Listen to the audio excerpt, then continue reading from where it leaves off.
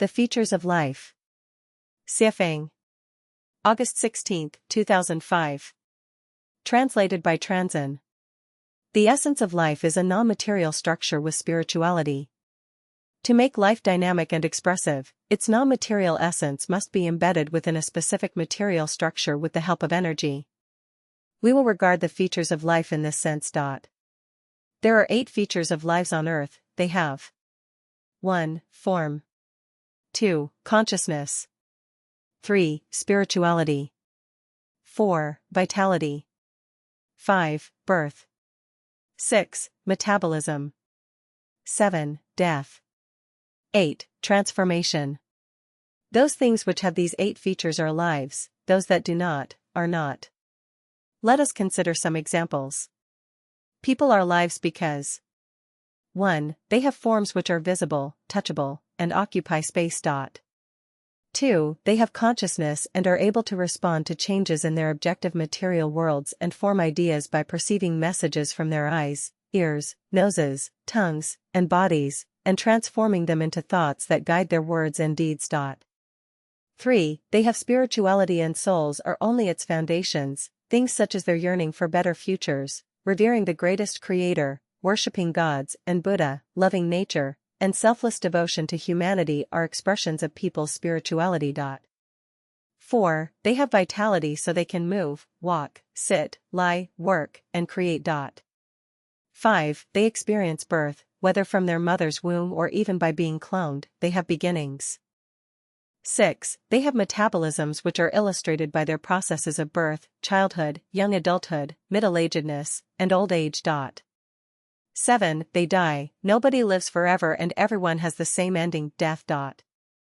8. They transform, according to the principle of the conservation of matter, human bodies absorb energy as they grow through life, but their flesh is absorbed by microbes after they die and is converted into other energy. From the perspective of eternal spiritual bodies, human spiritual entities are non-material informational structures, and after they die, they enter into the horizontal time domain and begin new rounds of a life cycle in another space-time dimension. Nobody would deny that people are lives, but what about livestock, wild animals, flying birds, and even fish? Needless to say, they are all life and have consciousnesses. Some may have doubts concerning their spirituality and transformations, but in fact, you can find that animals have spirituality if you observe and pay close attention to them. For example, dogs and cats like to win attention, parrots often imitate sounds, horses do not commit incest, dolphins play with people. All these phenomena prove the spirituality of animals. In addition, there are stories of animals showing gratitude, the tricks of circus animals, the strange attention-getting courtship rituals of animals, the noble, self-sacrificial spirit showed by some animals to avoid species extermination, and many others, all indicate that animals have spirituality. As for the transformations of animals after death, they only appear in the narrations and descriptions of myths and fictional stories. Humans still do not understand them from the perspective of science, which shows that science has not yet developed to a sufficient level and that human thoughts have not reached the level of such understanding. Why are there fewer and fewer animals and more people on the earth now? In fact, most animals transform into people. By analyzing people's habits, we find that some people are naturally cruel because they have transformed from tigers, wolves, leopards, and other carnivores. Some are timid because they have transformed from small herbivorous prey species. Some are naturally stubborn but loyal and reliable because they have transformed from cattle, sheep, and other livestock. Some are born cunning because they have transformed from foxes. Some are born clever, good at temporizing, and flattering, because they have transformed from domestic dogs. Then, what about the insects and microorganisms, henceforth called microbes? Of course, they are lives, too. About the spirituality of insects, please read The Entomological Memories, written by the famous French entomologist, Henri Fabre. This 10-volume, 400-million-word monograph is filled with lively, vivid descriptions about the spirituality of many insects. In fact, if we observe carefully, dung beetles shaping manure into balls to carry home, the tacit teamwork of ants and bees, and the movements and skills of flies mating, we find that insects certainly have spirituality.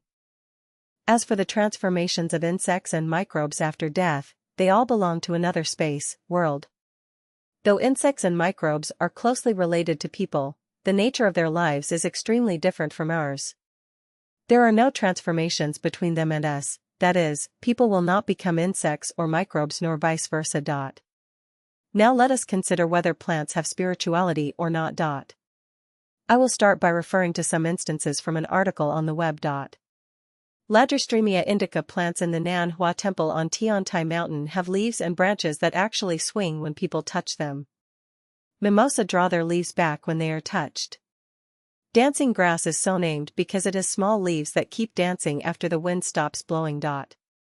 During the war against Japan, a large number of bamboos around China bloomed suicidally. The bamboo would die soon after blooming white flowers.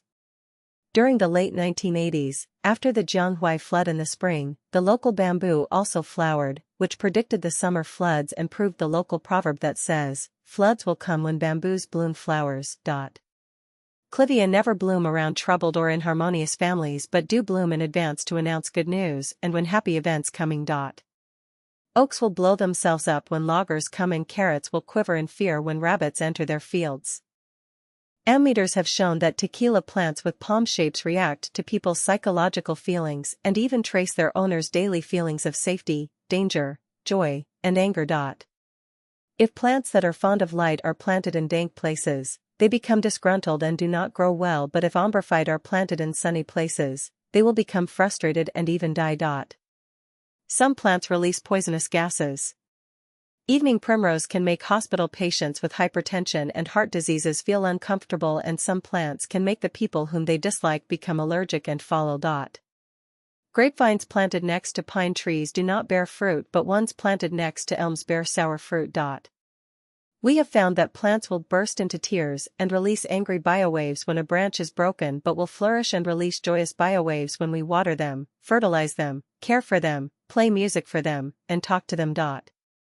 Giraffes prefer a particular tree which can release toxic gases within a few minutes after they begin to eat them to force the giraffes to stop eating and go away.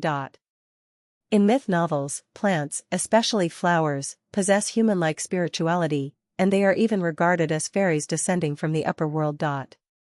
In short, plants have spirituality. They have languages, emotions, memories, thoughts, induction, and all the features possessed by people. Plants protect us when we cherish them but punish us when we harm them. Can plants be transformed into other lives after death? Yes. Non-flowering vegetation transforms into microbes, flowering vegetation transforms into insects, flowering and fruiting vegetation transform into herbivores. Vegetation does not transform directly into carnivores or people after death. All flowering plants derive from the nimbus of celestial world, and that is where they return directly, so they are not transformed into humans. Grass also has life, but its life, along with insects and others, forms their own life system which does not belong to the system of animals, flowers, trees, human celestial beings, and Buddhas. In other words, people will not be transformed into grass, and vice versa. Nothing but humans, microbes, insects, and other animals, flowers, and trees can be regarded as life, but this does not mean that they lack spirituality. All things have spirituality. Mountains, water, the earth, stones, and especially gems, all have spirituality. Metal and almost everything else has memory.